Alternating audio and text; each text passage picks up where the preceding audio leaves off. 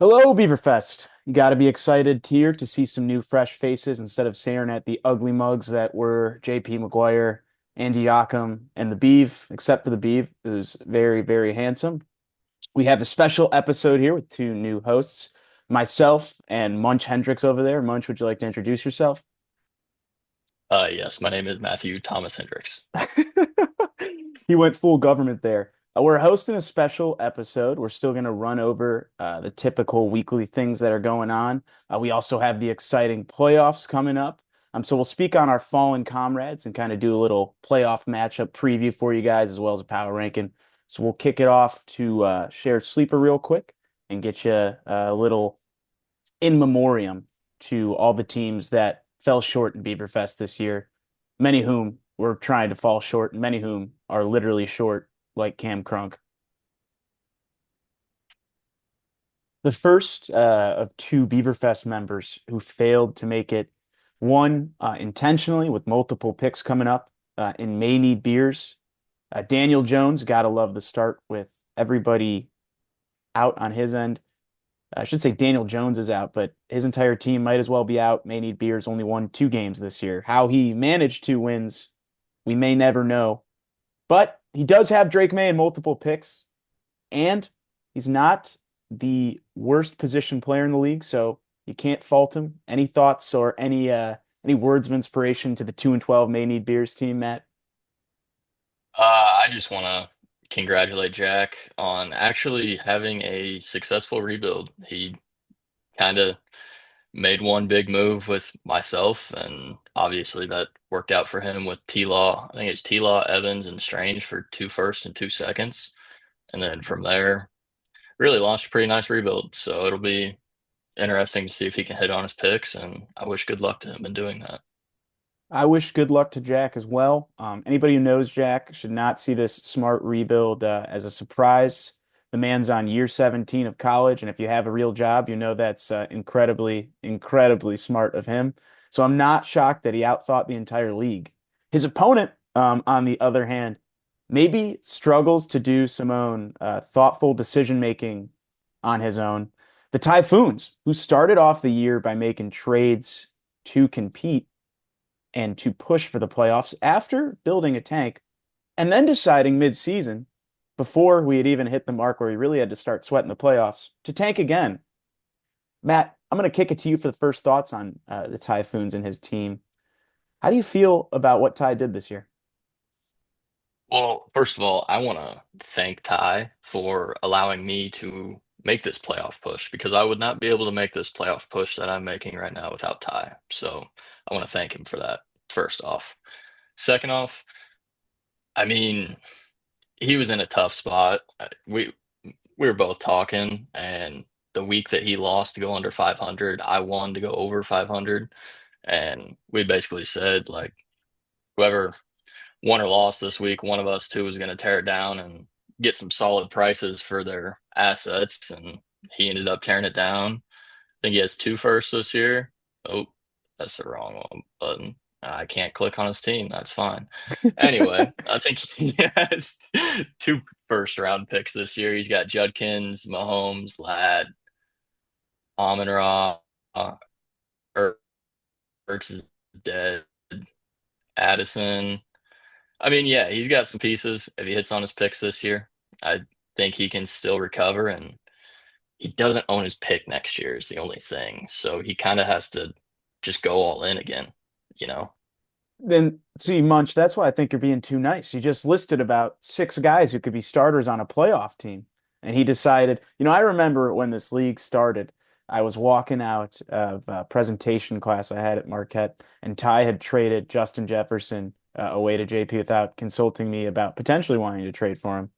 He's infuriated me from that day, and his decision making and his decisiveness have infuriated me ever since. He should be in the playoffs this year and well, I think the direction of his team's fine. I just don't think he has the mental capacity to hold that together or hold through an actual plan.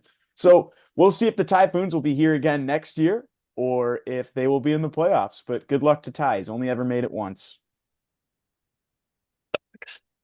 And moving on to Scat Squad and Tigers Wood. Bet your Got mom would be an happy hearing you say absolutely, Scat Squad. All right, let's kick it off with absolutely Tiger Lick and electric Scat match. Squad. Um, Dade, big old Dade, big Dade fan. Uh, I hate to say it, but might be the most directionless team in the entire league. Ty maybe Does not he be able have to a make a first this decision. year? Dade is just Dade makes decisions. They just always seem to end up harming his team. Um, you know what? I guess if we're gonna do a nice eulogy for him, Dade is a great league member, always active, and is an absolute hoss. So if you need to move some weight, I would call Dade. If you need help with fantasy, I'd call anybody else. But Dade, good on you for putting in the league dues this year, and we'll see you again next year, champ. Any thoughts on that? Um, the only thing I have for Dade, I have two things actually. Number one, shout out Toyotathon for improving Jordan Love's play. So he can expect a few more points from him every week now. And number two, shout out Michael Wilson because Yeah, he has become Jesus without Marv. yeah, he's been a beast. Michael Wilson's had a lot of great games as of late. I think he's averaging 31 in games where Marv's out, something like that. Some are Just calling Marv a absolutely bust. insane. Some people, Yeah, some they're calling people for them to only draft worth a wide only worth receiver a this second. Some year. people are saying. Some people are saying that he is a deteriorating asset on a dynasty fantasy roster, along with Brian Thomas Jr. Some people are saying that those are the two least or lowest valued young receivers in dynasty football right now. I But hear that I don't from know who people. I hear that from I don't know people as who well. some are, but And yeah. I again, It, we obviously can't say who those people are. We just hear it, no, no, we we hear it from can't the grapevine. divulge As well, I sources. mean, as hosts, we have to be completely unbiased, and Correct. I think we've been pretty Correct. unbiased through this show so far. So we Correct. can And move if you're on. hearing it up north and I'm hearing it down south, then let's move on to Let's move Wade. on to Wade. Let's move on to Wade. Yeah, Wade's yeah, first yeah. year in the league, so congrats on his first year. To match it being his first year, he decided to go out and get only one win. Um, his team is his team's a bit of a dumpster fire. I do want to give him a big thank you. I got off a company flight to Florida, and as my gift for being there, it was James Cook and a first. So I want to give him great thanks for that. I even gave him a shout at the For JMO, right? Thanksgiving dinner table. Yeah, it was for JMO and DeAndre Swift in a second for the people who aren't aware of our transactions. That was great. I think the biggest puzzle, and I think we'd be remiss not to bring it up, is Wade won one game. He does not own his first round pick this year. So a bit puzzling. He does have a treasure trove of seconds, so that's exciting. But I don't think we're gonna see him in the playoffs next year. So cheers to year two, Wade. Good luck, but I think you're gonna be right back in this spot again. Yeah, I'm gonna have to agree with you there. Tyler Shug, I don't know how you say his last name, but Shug, I he think. actually looks like an NFL quarterback, so maybe he got a steal there if he turns out. And then you're looking down the list here at his roster. Alec Pierce has averaged 10 fantasy points this year, and that's his That career can't high. be real. That's just got to be like a fake bump. No, I have him in a redraft league. He's actually been really solid. All right, Um, well, he's got Rivers throwing in the ball now. yeah, and then you look at Worthy. I mean, he's never going to be a one, and No, at I don't this know if he'll point, ever be a I don't good even know if he's two. a two. Yeah, Yeah. like that's what I think he's. I think he's trending towards like a Kevontae Turpin type Yeah, player I don't know what more they do with than him. The Chiefs yeah, clearly and stink, then and their receivers stink. correct, and then Debo has no future value No. whatsoever. Tua's dead. He has at Pickett, least Sam Laporta, but he had a he back does have injury, Laporta, so that's scary. right, and that completely tanks his value as of this moment too. Yeah. So like, if Wade wanted to sell him and capitalize, he can't. No, he Like can't do that right the now. ROI would be terrible. So unfortunately, I do think Wade will be in Fat Panda discussions again next year, and Yep. we can move on to Golden Shower and Brady. If you want to, I'll let you take whoever you want, and then I'll Yeah, take let's the other do one, actually. I like that. Let's do an argument. I'll let you go first, actually, and you make an argument for one team's better, and I'll try to make an argument for why the other's better. You're talking about like future setup wise. Perspective, yeah. Yeah, both now and hmm future. Kind of combine both, try to do an unbiased. Who'd you rather take?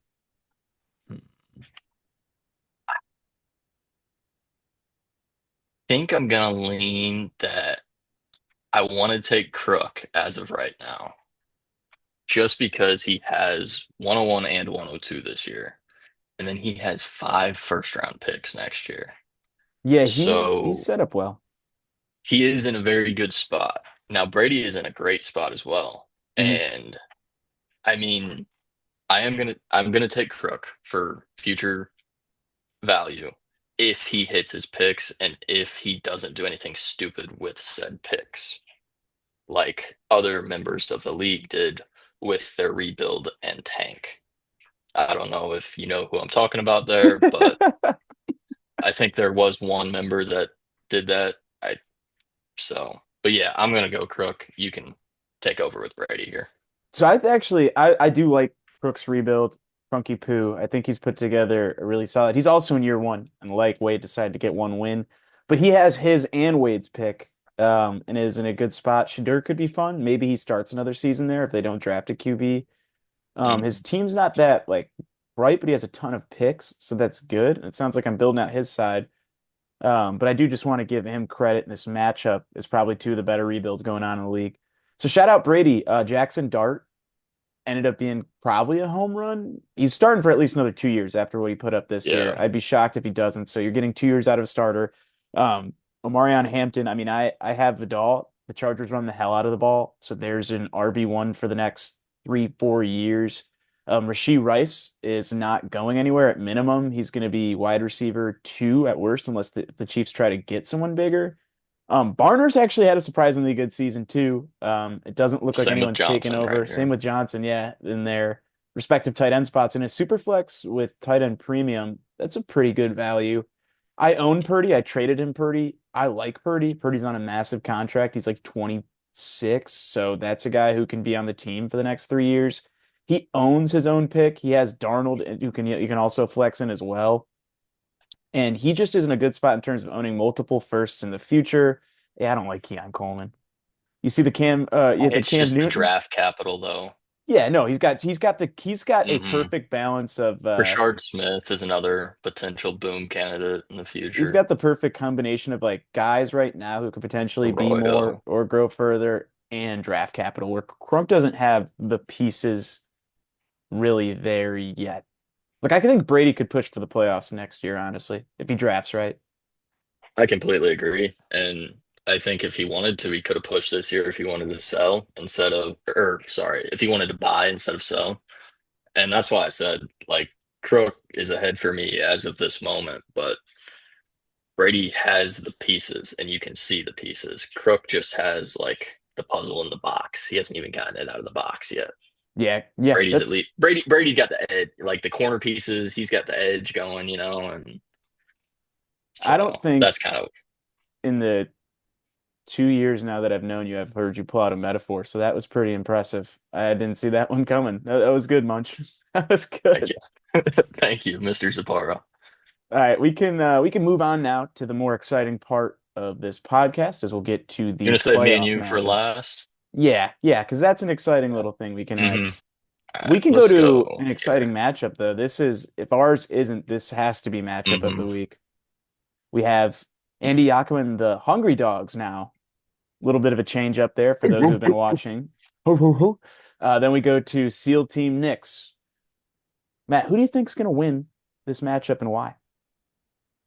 So I have Frank winning this matchup, and I think this is gonna be the highest scoring matchup of the week. When I was kind of taking a quick peek at the matchups, Jameer Gibbs is just incredible at football, especially with Laporta being out. I mean, he gets like 7 or 8 targets a game as a running back, along with 15 to 18 carries. I mean, dude's 40 points waiting to happen. I think it's going to be a Tet boom week. I That's one of the reasons why I like Frank. Panthers really struggled against New Orleans last time they played. I know it's in New Orleans, but I mean, the Panthers are playing for the playoffs. I think Tet really booms this week. But the reason why I really think Frank wins is Houston's matchup against Arizona. I think Schultz could have 15 to 20. Stroud should have 20. Higgins could easily catch a touchdown. Or even if he has 3 for 40, 3 for 50, I look at Yak's matchups. Abuka, is he a wide receiver one? I'm kind of leaning more wide receiver two there. I've watched him drop a lot of Baker Mayfield passes. Jets could get down early against the Jags, and then they don't even run the ball. Same with Miami here with Achan, although that's a little less of a worry.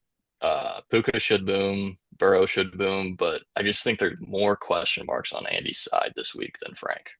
I'll let you take it over from here. Yeah, I'm gonna ride with you on this one. I think Burrow could be someone who ends up being an X factor potentially if Yak pulls off the upset. I think he could have a huge week against Baltimore, trying to still push for the playoffs. But when you look at their rosters outside of Puka, both are kind of like there's not a real solid wide receiver. Like Flowers is fine, but like the wide receiver twos on Yak's team, like Buka's scored what, like eight Not a and lot. like six in the last few games. Like he's been bad for the last He's been four under games. I'm 10, sorry. 4 straight weeks. 4 straight weeks. So maybe that means he's due, but it's just been gross lately for him. Smith, and as an AJ Brown owner, I know they never have, it's one or the other. So maybe Smith's due for a week now, but the last few weeks it's been AJ Brown. So I just don't love either of their wide receiver twos. And so I don't really care actually. Why I think Frank will win is, as you mentioned, the matchup, obviously, that Houston has, but also Gibbs. I mean, maybe Achin can cancel out, but I doubt it, right? Gibbs can go for, he went for 50 against me. Gibbs can just honestly go for 50 points. Uh, Not many people can do that. And I also just think it's such a distinct advantage to have McBride versus Ferguson. Ferguson's fine, but in a tight end premium, McBride could flip a week by going for like 35. So I think Frank has yeah, more expected boom factors and ends up getting to round two. Although I put a curse on him, so I yeah. don't think he goes all the way. I do have one question for you. Yeah. T-Law or Herbert? T-Law against the Jets Oh, or against the Herbert Jets. against the Chiefs, I think. Oh, ooh. So they're Right? both playing teams Right? that won't make the playoffs in the Jets and the Chiefs. Right? Um, Is that who? Where's I Herbert? think I I think I still Yeah, would have Casey. to go just because of how Jim Harbaugh and the Chargers play offense. I'd probably have to go T-Law. I'd probably lean T-Law because Hmm. he always seems to be like when ETN really hasn't scored in a while. When the Jacksonville Jaguars are scoring, it's usually ETN or geez, usually Trevor Lawrence getting somebody the ball or running it in. So I think Lawrence is the call there. I completely agree with you. I just want to get your thoughts on that. Yeah. Let's kick it All to right, the moving on. second game. We should also mention Boyer, who, congrats to him, won 12 games this year and got the first seed. So he will not be playing this week, but will be a part of the matchups next week. Congrats What to up, Boyer? Big Boyer busting out the bees. All right, we got Benjamin Haggerty versus Hunley's Hicks in a matchup that maybe could be ugly. The projections think it could be. Could be closer than you think. You Tell want me to why hear this my game will be case as closer to than you why? think. All right, here's my case. I am picking JP to win this game, but I think it's going to be closer than you think because Josh Allen, they already lost to New England once. That man's going to do everything in his power for them to win that game. 30 plus, right there. Once again, Bijan, divisional rivalry, Thursday night game, primetime game. There's 20 right there. And then you got 50 right there at the top, too. ETN against the Jets, they're going to run the hell out of that ball. That Jets offense is terrible. Now, this is where, I mean, Luke's roster is just terrible. And Judy against Chicago, like, okay. Pickens against Minnesota could be huge boom. Olave against Carolina could be a huge boom. Goddard against Vegas could be a huge boom. Dude, his Same with flexes Jones are against Dallas. so bad though. It's literally going to come down to DJ Moore He's starting and Jerry Tyrod Judy. Taylor. And then Tyrod, Rivers, Brady Cook. Like, I think you almost think about starting Slayton or Chig in Yeah, that I super think you think flex if about I'm it. him. But I'm looking at his boom potential, right? And then you look at Judy, Moore, and his super flex or his questions. A lot of question marks this week for JP. I mean, the Ravens play Cincy, but the Ravens look broken, dude. Dude, the They Ravens really, they look like they've I, given th up. I think Lamar's hurt, and Could be. I think eventually they're just going to shut him down. And But Derrick Henry might be out the man, door next year.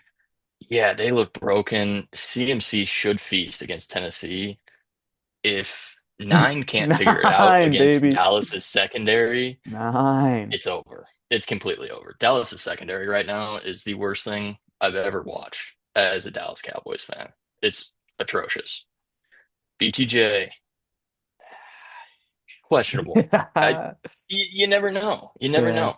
And this is where I really, really think JP could struggle is these two matchups right here. Because, or actually these three, all three.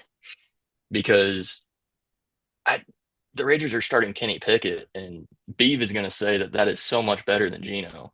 But I'm telling you, it's not. It's not. Fanning against Chicago is going to It's struggle also going to be mightily. feeling like -6 in Chicago when that game starts. Correct. So Correct. throwing the ball is going to be And tough. then you look at Juwan Jennings against Tennessee, they're going to potentially get up very early in that game once again and then just pound the ground.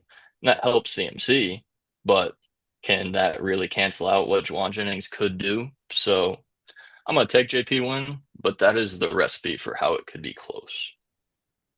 I'm gonna take this as my first upset. I think I think JP should win this game, but as you were saying, Baltimore feels like a dead team walking. I think Lamar should rest it up the rest of the season. I mean, I know they're still in a fight for the playoffs, so they can't do that, but he doesn't look anywhere near himself or like he looks comfortable out there. Derrick Henry should probably still get points, but again, if the heart of the team's gone, they're not going to do anything important. Then you got Allen and Robinson who could spoil leak for anyone. Even we said 50, they could go for 70 together. Like they could just do something insane. They could both go for 100. I like Bowers, so like I like a lot of the floor guys that McGuire has, including Jefferson too, because I think you're right. Nine, even though nine sucks, like he should be at least able to get 14. The biggest question mark for me is Brian Thomas plus Jacoby Brissett. Houston's been one of the best defensive teams in the entire league. It's been the only reason they're actually now at like a 70% chance to make the playoffs. I don't think Brissett gets 15. I think he's going under. I don't know if he has any alternative to start, but if He's he's, benching Marv for Juwan Jennings. yeah, that should tell you how bad it's getting with Marv right now. If you're getting benched for Juwan Jennings. Uh, and even Juwan Jennings, like Purdy's like a What has he like I done this praised year? him earlier, but yeah, he's like a seesaw swing. It's either up or Yeah, down. he's It's been never. solid. He's been solid. Yeah, no, he's been solid. I'm just saying like Purdy could have Mm, like he had that 15 against yeah, Carolina because he no, caught a I'm tutty. The not a last two big games he's had Purdy. points because he caught tutties. So it's like if he doesn't catch a tutty and Yeah. Purdy's bad early. Hmm. So I'm gonna pick an And he upset just just to be feeds fun. Kittle. Luke goes nuclear. JP's team underwhelms. Luke goes to the second round. I can see it happening. Let's move on to the best matchup of the week. Let's be honest here. Within a point, yeah, you can't get any Ah, better than this. You really can't. We got redemption stories. We got everything here. You the want to drama's take all over there. for your team first, and since you're the higher seed, Sure. Nuz LLC, 10 wins this year. First time making the playoffs. Not going to be the last. Really excited about this week because Dak's a beast. I don't care if he's playing Minnesota. Minnesota's a dead team walking. Don't not worried about that defense. Barkley finally had a big week and now gets to play the stinky Raiders. Stinky, stinky Raiders. So Eagles go up early. Saquon finds the end zone. We're in a good spot. Then you go to James Cook. James Cook's been a top 15 player in fantasy this year. He's been lights out. 19. Well, close. He's been pretty darn lights out for me all year. Probably my most consistent player.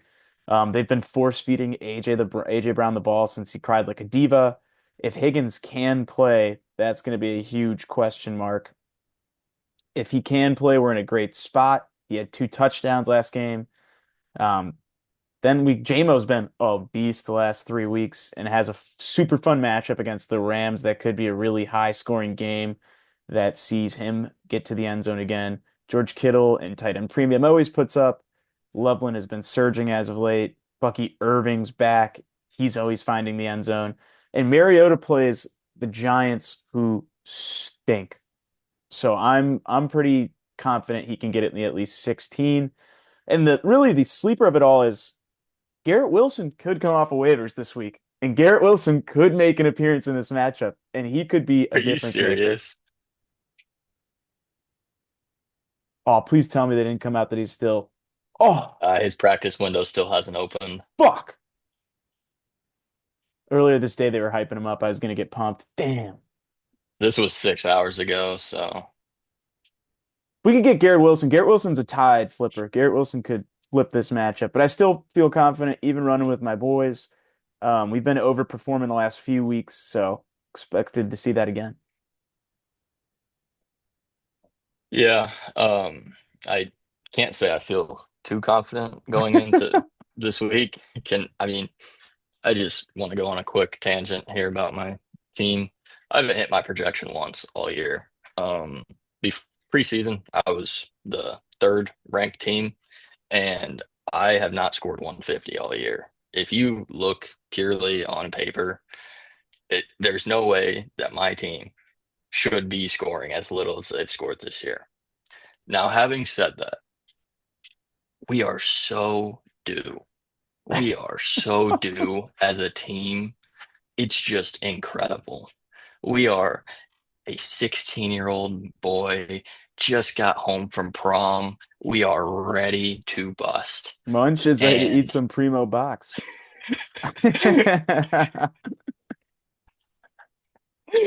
anyway, Baker has been a little rough recently. Hoping he can pick that up. Baker versus Bucky on Thursday is going to be a huge momentum throughout the week. That'll be huge to see.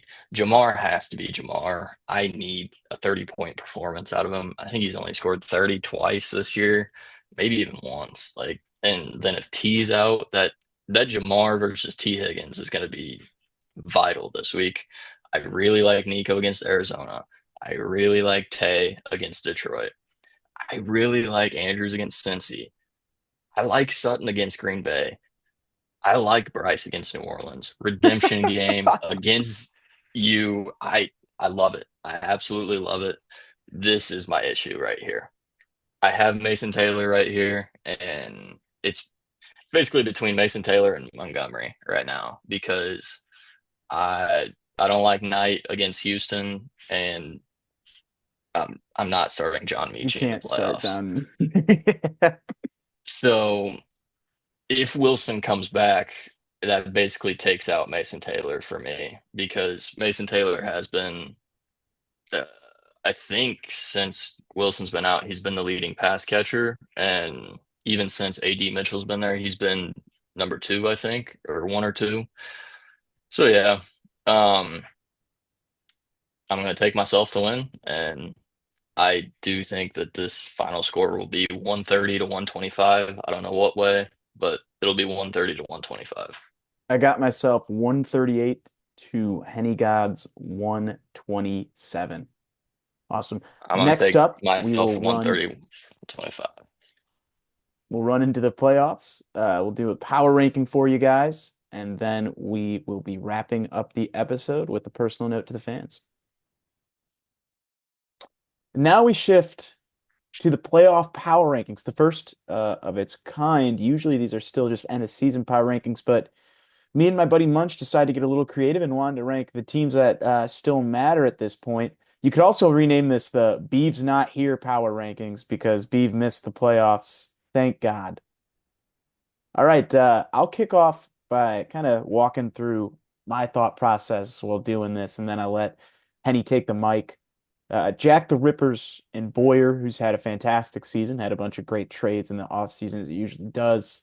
They scored the most points, they won the most games, tied with Frank. They're just kind of a juggernaut right now. Although, as the CFP talks about, taking a week off, sometimes it makes teams unprepared. So I'd be worried about having a boom week and then having to follow that up after not playing. And then from there, I just went straight up respect on the win total with SEAL Team Knicks. I think he gets a win, like I said, in week one of these playoffs.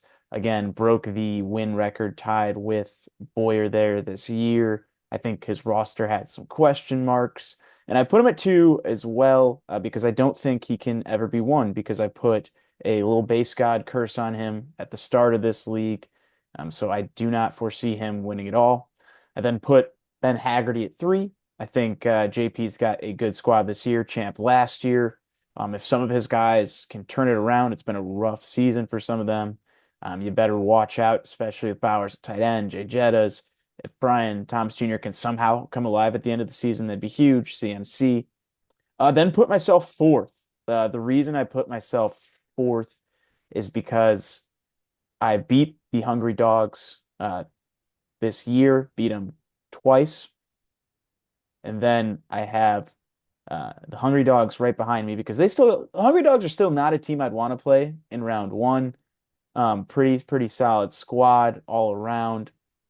We then have Hunley's Hicks, who I just don't believe in at all. I think they snuck into the playoffs. They had some atrocious trades, ownership rivals the Ty and Dade category of ownership in terms of incompetence. And then I had to put my opponent Munch last. I just cannot respect somebody I'm playing this week. I have to put them mentally in a cage as far down as I can. And that's where I have my redheaded friend. So I'll hand it off to you, Henny. I appreciate it. I need the motivation. We need all the motivation we can get on my side, to be completely honest. But yeah, I'll just echo what you said about Boyer. Most points for, as you can see there on the right. Most points for. He's got the best record in the league. He's been the most consistent team all year.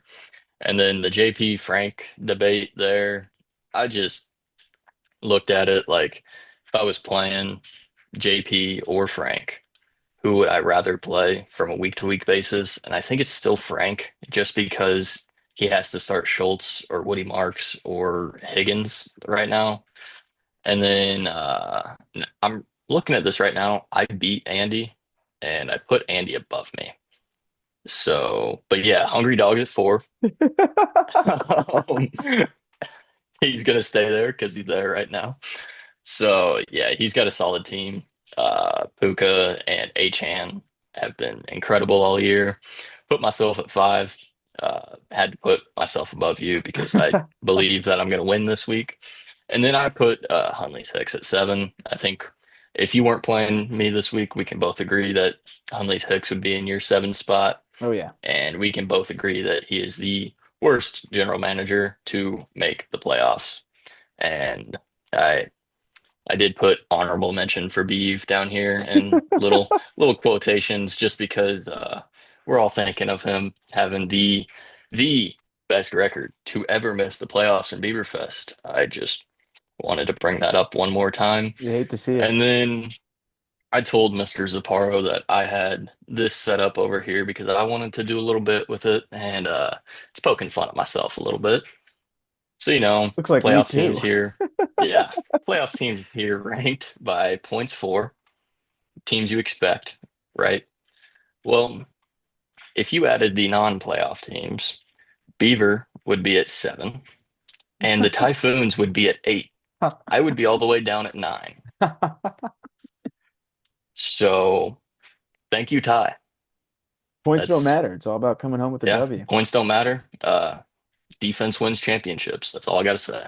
Real quick, if you had to pick someone ranked outside of your top three, who you pick in your sleeper team to win it all? Beside yourself, I mean, you can make a case for yourself if you want. That's all how you right, I'll make feel. the case for myself then, because I am due, man. It's literally it's either going to be a fantasy season where I don't have a single boom week. Like not one single boom week. Not one week where I can just open Sleeper and smile. Haven't had that once this year. So my case as to why I can go on a run is I am unbelievably due. We've said all year, all you need is a spot at the table, get hot, get going. I think I got it. But if I had to pick another one, I'm going Yak just because of Puka and Achan. I agree. I think I would. I'm not going to be a selfish asshole like you. I'm going to pick Yak, someone who's not me, for pretty much the same reason. He's got guys that can boom. Burrow, Puka, and Achan's a pretty formidable trio, and not one I'd necessarily want to see opposing me in the playoffs. Good news, I won't have to see it. I think I can do it. I got Mojo. The power of Nuz is something that really is, I think, scary for anybody. No master has unlimited aura, and he's giving that to me this playoffs. I can't wait to put the belt around him at the next draft. So we're gonna wrap up this recording, this episode. We hope you enjoyed our stay here as new guests. One last little bit we're gonna do is a little personal chit chat, so you get to know your two guest hosts a little bit better. I can start with a little inquiry, and we can bounce around ideas. But for me, one thing I was thinking about this week as the holidays come up, and you can say anything you want. I'm kind of making this bit up on the spot, transparently to our audience and to Hendrix here. But one thing I was thinking about while the holidays come up is some people complain about buying gifts for their girlfriends or for their moms or for siblings or anything like that. But correct me if I'm wrong. I'd like to hear your take on this. I think the hardest person to buy like a legitimately solid gift for is your dad. Like I dead ass have spent an insane amount of time thinking about what I need to get this man for Christmas. I have absolutely no idea. He doesn't have an insane amount of hobbies or interests. I cannot find a gift for my dad. Yeah, I knew where you were going with that. Once you kind of led down that road, it's impossible to buy your dad any man. Like if you're trying to buy your buddy a gift, like dude, trying to buy a dude a gift is impossible. My buddy's I mean, gift's just like a beer though. I'm getting exactly. my buddy. Like I don't want to buy my dad a case of beer or buy No, like exactly. That's what your buddy's it easier that though. You could just buy your hmm buddy like a bottle or like a case of beer, or yeah. like something sports memorabilia related. I have no hmm idea what to get my dad. Yeah, Um, no, little what me and my sister got him. He likes puzzles a oh lot. hell yeah. Like he likes to do like I got one hanging up right here. He'll do puzzles and then frame them and then hang them up on the wall. So we got him like a custom puzzle of our family, so that way he can do the puzzle and then hang it up on the wall. Oh, that's cool. There we And then go. Look at that. That's me sentimental. me and my mom, we got him like a little mini smoker. Oh, And okay. then me and my sister, when he retires, are gonna get him like a big smoker. Oh, hell yeah. And Well, you got it all thought out over there. it's a little spoiler, but it's not like he's gonna watch this video. He So is not he is not tapping into if this. he finds this video, Dad, I'm genuinely sorry. That's your gift plan. Yeah, I feel absolutely blind trying to pick anything out. So good luck to me on that. Anything that's been on your mind that you want to ask the audience about, I guess, or bounce around. Audience, if you could find a gift for my dad, that'd be great. Hmm. Um, I guess my question for you, Mr. Sapporo, Let's hear it. it's a little draft related. There's been a lot of draft This can be, concerns yeah, recently, oh yeah. and if you could pick one place below Chicago to host the draft in Illinois, where would Oh it be? fuck, you kept me to Illinois. That sucks. You kept me to Illinois. Um, oh, dude, well, no, technically not. Um, Nope. You only get East St. Louis. dude, respectfully to everybody who's not inhibiting the area, um, anything south of Chicago is almost not worth hosting in the state of Illinois. Just separate the state. So, uh, Springfield. I've never actually been in Springfield for longer than 30 minutes, so I don't mind. Springfield is at least I'm in Chicago, so it's at least only like 3 hours away, which isn't the worst. I've done drives like that. If you asked me to go north of Chicago, I'd go somewhere in Wisconsin.